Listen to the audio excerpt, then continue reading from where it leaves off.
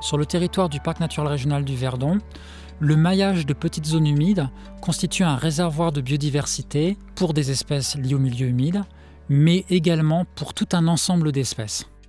Dans le cadre du schéma d'aménagement de gestion des eaux du Verdon, ces zones humides ont un intérêt fort.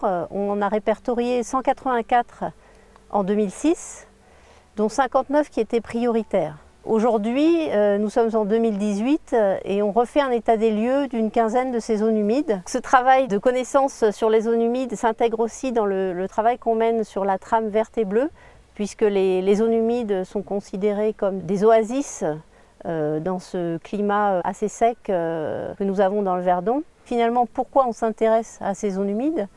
Parce que ça fait vraiment plusieurs dizaines d'années qu'au niveau mondial, on sait maintenant qu'elles ont un intérêt, parce qu'elles jouent un rôle tampon, notamment quand il y a de fortes précipitations, elles absorbent ce trop-plein d'eau et elles restituent ce trop-plein d'eau quand il fait sec.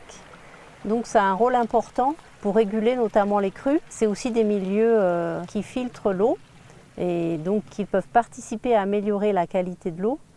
Enfin, c'est des milieux vraiment très riches au niveau biodiversité, donc tant pour la flore que pour la faune, on a vraiment des espèces spécifiques. On a un tiers des espèces d'orthoptères françaises et on a la moitié des espèces de papillons de jour de France, rien que sur ces quinzaine de zones humides, donc une centaine d'hectares.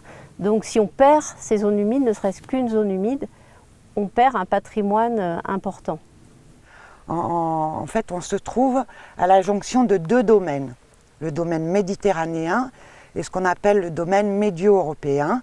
Donc on a un cortège floristique, donc des zones humides montagnardes avec un cortège montagnard mais qui sont en limite d'air. On va trouver ce cortège beaucoup plus développé dans la vallée d'Alos, dans la vallée de l'Ubaye, et puis des zones humides à caractère méditerranéen, plus présentes quand même. Hein. Et puis ce qu'on appelle des petits bas marais, c'est-à-dire que c'est des petits marécages à physionomie basse, avec tout un cortège d'espèces qui sont typiquement montagnardes et qu'on va trouver que vers les Palus et plus haut à Prao, et qu'on rencontre également dans le Haut-Var, sur des surfaces plus ou moins importantes. Et là, c'est cette rencontre de ces espèces qui signe ce rencontre des deux domaines. Alors la linaigrette, c'est une espèce intéressante qu'on trouve dans les zones boréales. Donc cette linaigrette, elle est très abondante en haute montagne. On la trouve en bordure de lacs, en Ubaye, à Los. Et ici, il y a des petits spots de linaigrette. Mais c'est des spots qui sont assez rares. En tout cas, à Prao, on va trouver le troll d'Europe, une espèce qui est une sorte de grosse renoncule jaune. Et même chose qu'une espèce qui est en voie de disparition ici. Les anciennes nous disaient « Ah ben il y avait des trolls ici, il y avait des trolls là ». Et ces trolls, ils ont disparu progressivement. Et donc la grosse zone qu'on trouve, c'est à Prao. Donc ces zones humides, quelles sont les menaces qui pèsent sur elles, notamment dans le Verdon et peut-être plus largement à l'échelle mondiale? Alors en gros, en premier lieu, il y a l'urbanisation, hein, une des raisons. La deuxième chose, c'est le drainage de ces zones humides pour les besoins agricoles. Et la troisième raison, c'est un peu les modifications climatiques. Donc comme je le disais tout à l'heure, on est en situation on est dans des zones un petit peu limites entre montagne et Méditerranée. Et tout assèchement de sources, de ruisseaux, conduit à la disparition de ces zones humides.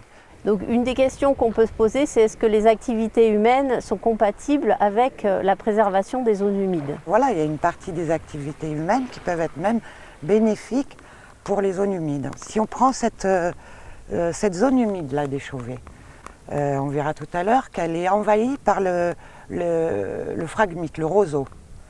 Donc par exemple, les chevaux peuvent avoir un intérêt pour diminuer l'extension de ce roseau et permettre l'expression d'autres espèces. Ce qu'il faut, c'est que les chevaux, ils n'arrivent pas quand la zone humide est pleine eau. Il faut qu'ils arrivent fin de saison, par exemple. Même chose pour la fauche.